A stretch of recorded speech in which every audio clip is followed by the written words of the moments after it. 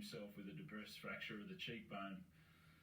And then they still didn't want to do anything about it. Henry Perenara sitting in the bunker, didn't stop play, didn't do anything about it. Then Ashley asked them to play on, and then the players went at it again.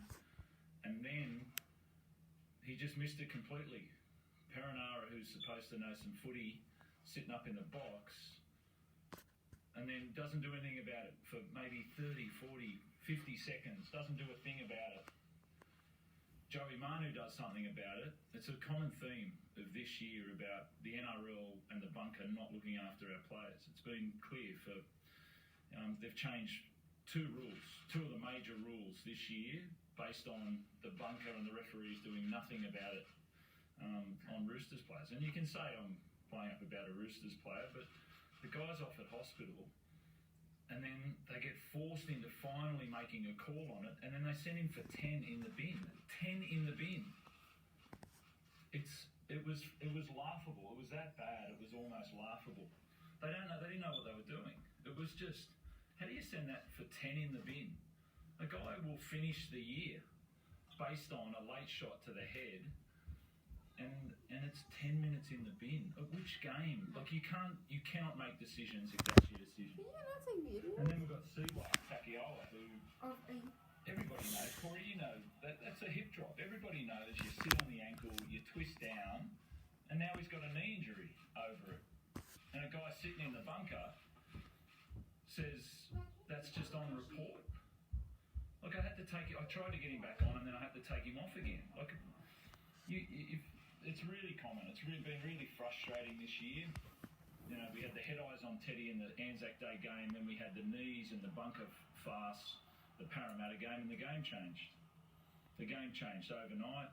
All of a sudden, head highs were, we're going to protect our players. That's what it was. We're going to protect our players. And then we get a high shot on Sam Walker against Melbourne. Nothing gets done about it. Bunker doesn't do anything. On-field referees don't do anything about it. And then they say, actually, we'll change the rules. That's right. It's like a late hit on a halfback. There's no difference. They're vulnerable in the air. So a rule gets changed again. Players are, and our players, we're the most penalised team in the comp, and we're the most targeted. And the bunker, even was it the Brisbane game? We get a high shot on Satili Tupanua, and Henry Perenara doesn't want to send him off. Ashley Klein had to talk him into saying it was a high tackle, and I had to take him off, and he was in concussion protocols all week. Get out of there. If you can't do it, get out of there. Or just get rid of it all completely. Get rid of it completely. If you cannot do the job, get out of there. And it's shown that the NRL bunker cannot do their job this year. It's been a farce. It's been an absolute farce. So to see Joey Manu walk off, have to stick up for himself, that should have been stopped, 10 seconds after the incident? And it just, it's that bad, it's actually funny. It's that bad, it's actually funny. All right, let's join Wayne Bennett now as he addresses the media.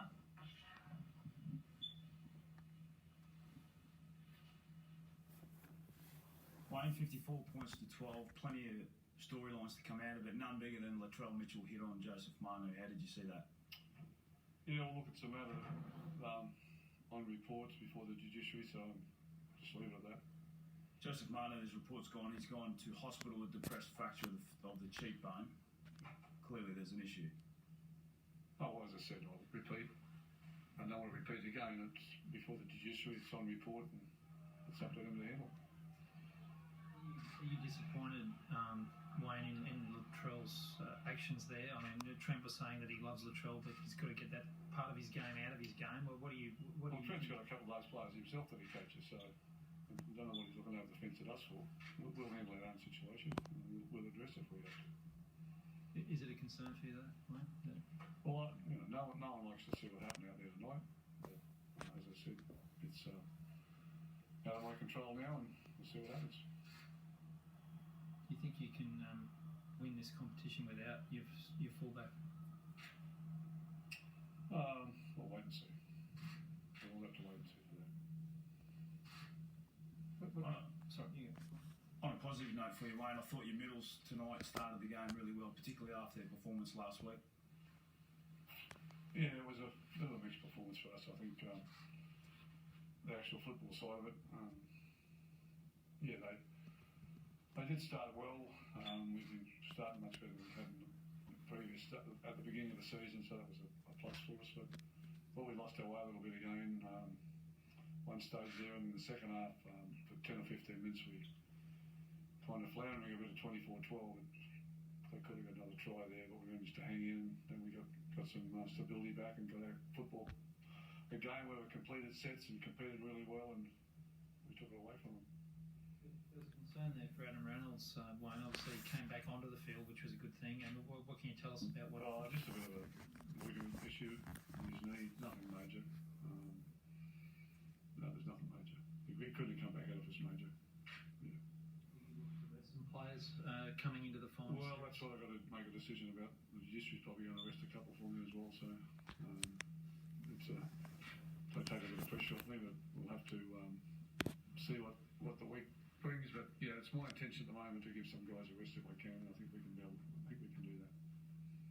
Wayne, you love the way that the passion that some of your players play with. Latrell Mitchell's try, and then to throw the ball down in the face of the Roosters player. What's your thoughts on that? Well, that's all emotion, isn't it?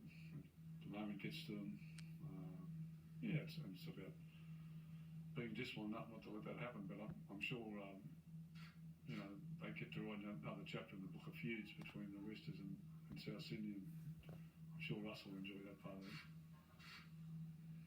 Wayne, your forwards certainly were keen to write another chapter. They were pretty brutal tonight. I know Jaden Sewer was one of your favourite defenders. There was a big hit from him. I mean, they did make a bit of a statement, didn't they, with the way they went about their business? Yeah, they didn't. They had patches of really good moments and some pretty ordinary stuff there, which gave them opportunities. So we're just trying to eliminate that as best we can. We're just about running out of time, but I hope the big games will bring that out. But they do some absolute quality stuff, our medals. And then we have this bit of a moment where we lose our way. Is there a concern, Wayne, that if Latrell does miss 3 to 4 weeks, like they're talking about the deflation they'll have amongst the group?